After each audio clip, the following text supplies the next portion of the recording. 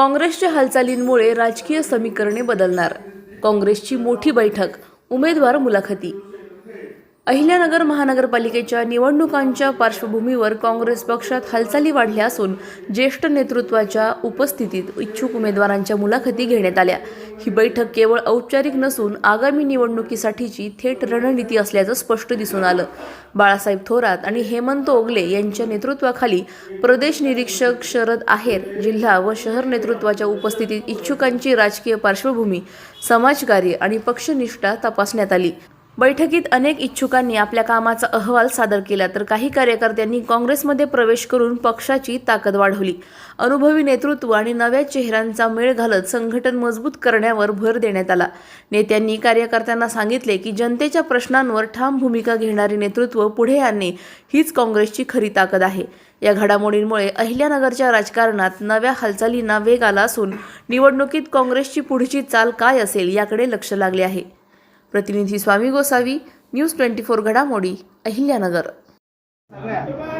ज्यांनी या ठिकाणी आपण 17 आपल्या जे अहमदनगर महापालिकेमध्ये साहेब 17 प्रभाग आहे आणि 17 प्रभागामध्ये आपण जे मागची जी परिस्थिती जी होती ते संपूर्ण त्याचा डाटा आणि लोकांकडून आपण अर्ज प्रदेश यांच्या आदेशाप्रमाणे आणि आपल्या निर्देशाप्रमाणे आपण या ठिकाणी अर्ज मागवलेले आहेत आणि त्या ज्यांनी ज्या 1, 2, 3, 1 ते 17 प्रभागामध्ये ज्यांनी अर्ज भरलेले आहेत त्या लोकांच्या मुलाखती आज आपल्या उपस्थितीमध्ये या ठिकाणी जे कमिटी आपल्या जिल्ह्याची आणि साहेबांच्या नेतृत्वाखाली निरीक्षकांच्या नेतृत्वाखाली या ठिकाणी आपण घेणार आहे थोड्याच वेळात.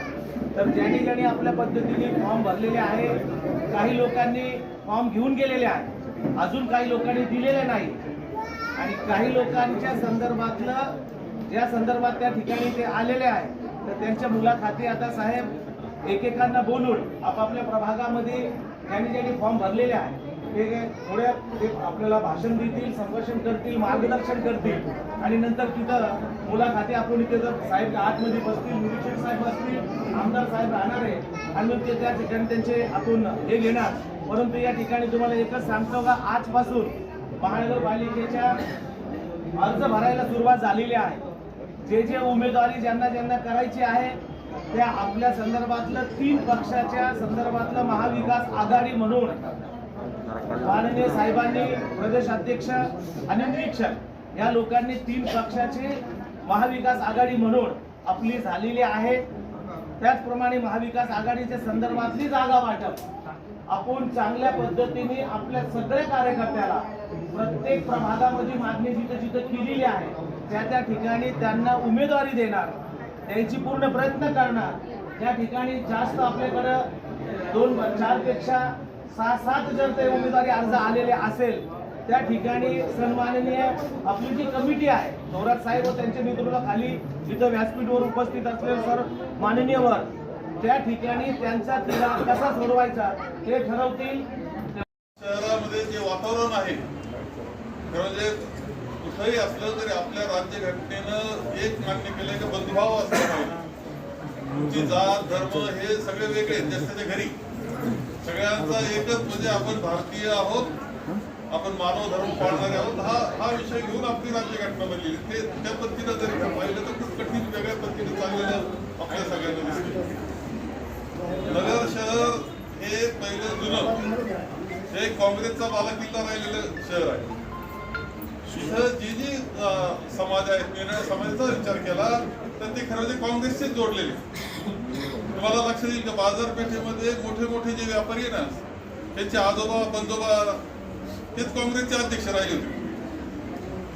पद्मशाली समाजामध्ये खूप मोठ्या प्रमाणावर स्वातंत्र्य सैनिक तुम्हाला दिसतील जे महात्मा गांधींच्या नेतृत्वाखाली काम करतात. आपल्याला इथे दिसेल की अल्पसंख्याक समाज आहे तो सुद्धा बंधुभाव मानणारा आहे. आपल्याला पाहायला मिळतंय ख्रिश्चन समाज आहे, बौद्ध समाज आहे, हे सुद्धा एवढाचा जर जफा आपला झाला सगळ्यांना बरोबर घेऊन तर आपलं यश खूप मोठं राहणार. मराठा समाज हे सगळे आपल्या बरोबर राहणारी लोक आहेत. आता फक्त इथलं वातावरण कसं तयार केलं जातं, दूषित केलं जातं त्याच्यातून सत्ता कशी मिळवली जाते हा वेगळं सांगण्याची तुम्हाला आवश्यकता नाही, परंतु आपल्याला महाविकास आघाडीमधून जायचंय पुढं.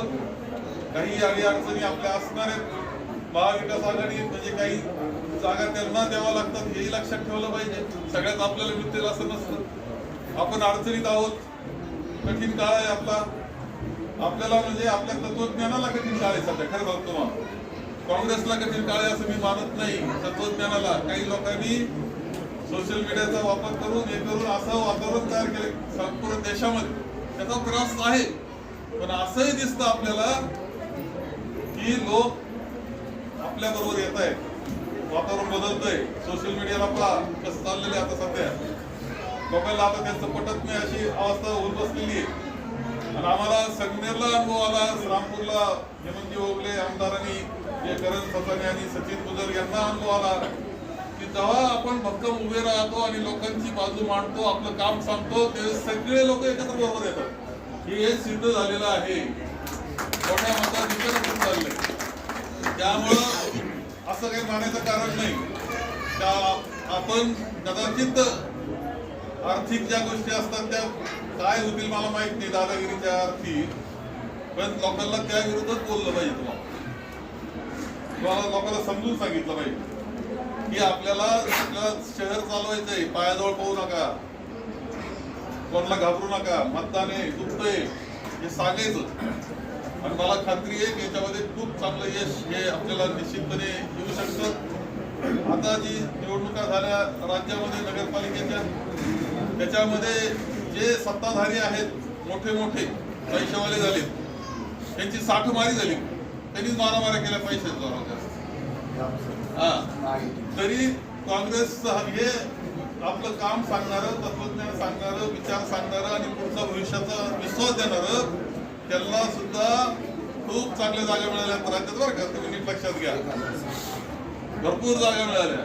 याचा अर्थ असा की तुमच्या चांगलेपणावर सुद्धा लोक विश्वास ठेवतात. तुमच्याकडे दादागिरी नसेल, तुमच्याकडे पैसा नसेल तरी तुमचा विश्वास ठेवता हे लक्षात ठेवायचा. आणि त्याच्याद्वारे आपल्याला पुढचा समाज कसा निर्माण करायचा. दादागिरीचा पैशाचा करायचा का, त्याच्यावर राजकारण करणारा करायचं काय. आपल्याला सगळ्यांना बरोबर घेऊन जाणारा समाज निर्माण करायचा आहे, भारत निर्माण करायचा आहे. आणि ती सुरुवात आपल्या गावापासून झाली पाहिजे. नगरमध्ये आम्ही पहिल्यापासून भाषण करताना सांगत आलो, त्यात काही बदल नाही. जानबीबी पुन्हा आली तर रस्ता चुकायची नाही अशी म्हणतात. असं म्हटलं शक्य ना म्हणायचं, तर खरं आहे. काहीच नाही बदल. शहर किती पुढे गेले, गाव किती पुढे गेले, कसं व्यवस्था झाल्या, इथं मात्र दुर्दैवाला त्यांची स्थिती दिसत नाही. आपल्याला मी सगळ्यांना आपल्याला विनंती करेन, अशाच बातम्यांचा आढावा घेण्यासाठी आजच आपल्या YouTube चॅनलला सबस्क्राईब करा. बातमी आवडल्यास लाईक करा आणि इतरांपर्यंत शेअर करा.